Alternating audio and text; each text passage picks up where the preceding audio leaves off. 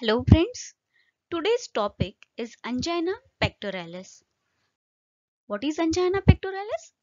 Angina pectoralis is a chest pain due to ischemia of a heart muscle. What are the key points for the angina pectoralis? First is the spasm and the obstruction in the coronary artery. Second is the myocardial ischemia, and the third one is the decreased oxygen supply to the myocardium. That the end result causes the chest pain, that is the angina pectoralis.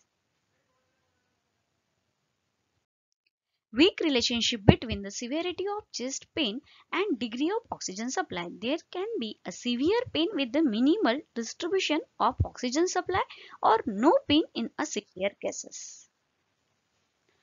Definition: intermittent chest pain caused by irreversible myocardial infarction that referred to a arm, hands, over the scapula, even though in the right arm too. There are four types of angina pectoralis. First is the stable angina, second is unstable angina, third is microvascular angina, and the fourth one is the Prinzmetal angina. Stable angina is also called as effort angina. Discomfort is participated by a activity. Minimal or no symptom at rest. Symptoms disappear after a rest and cessation of activity. It means what? A patient is relieved by a rest. He is doing any work, he is exerted to himself, and after that he is having a pain in chest. But what happened whenever he does a rest? He feels better. And that's why after a settle or after the stable, the pain is gone. That's why the angina is called as a stable angina. The crush or a squeezing substernal sensation which is radiate to the left arm is a type of pain and the stable angina. Second type of angina is the unstable angina, is also called as crescendo angina. Crescendo angina is an acute coronary syndrome in which angina is worsened at rest. In severe form and acute onset, it comes with the acute onset.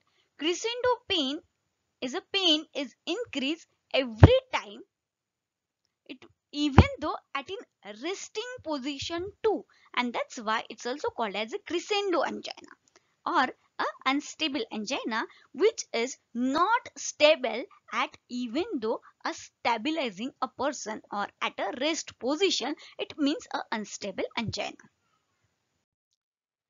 Third type of angina is a microvascular angina, is also called as syndrome X. X is because of the cause is unknown and probably due to poor functioning of small blood vessels of heart, arm and the leg. See, there is no arterial blockage anywhere, and that's why it is difficult to diagnose because there is no blockage. But the prognosis is good rather than the unstable angina.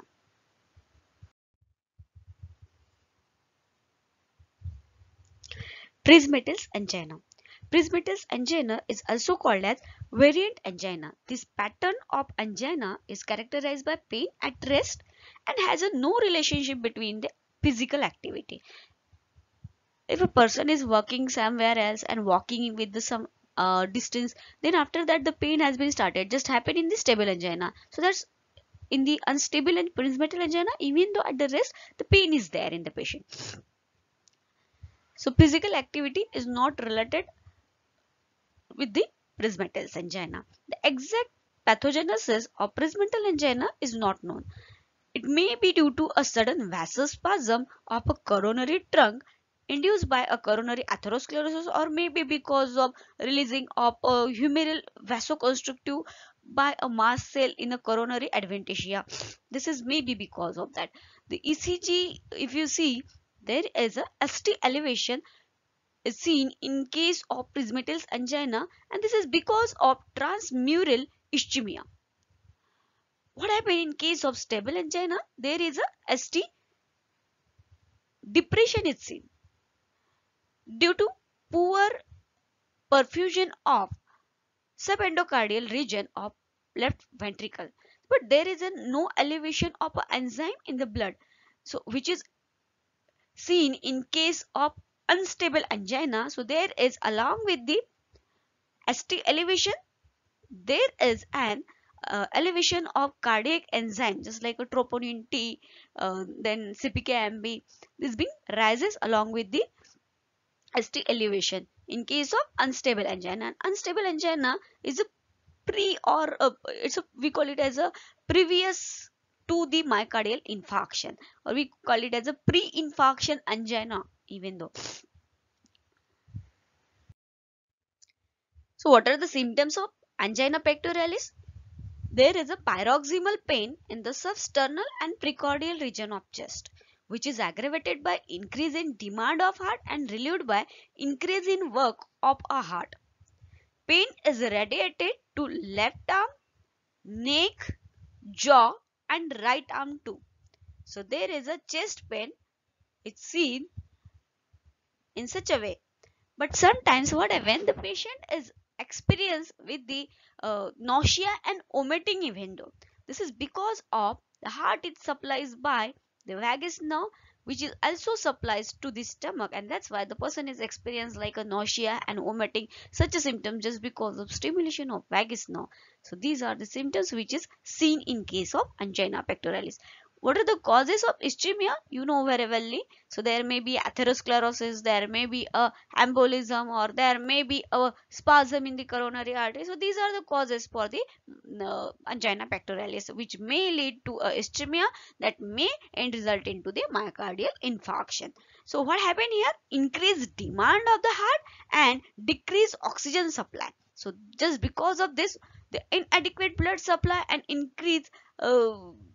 inadequate blood supply and decreased oxygen supply are directly related to the blockage and narrowing of vessels. And because of this, so heart is demanding more oxygen, but it get a poor oxygen supply, and because of this reason, so person is experiencing a anginal pain. Treatment. So aim of treatment is relieve the symptom, slowing the progress of disease, and third one is the reduction of future events like a myocardial infarction. Okay, so for that, so drug for the treatment of acute attack, organic nitrates, even the organic nitrates given as a prophylaxis and in the form of treatment also. So anti-G, that is nitroglycerin, is given. So beta blocker, second, third is the calcium channel blocker, then potassium channel opener, that is nicordilil, and ranolazine is given as a part of treatment. Thanks to watching. For the more video, subscribe the channel and like the video. Thank you.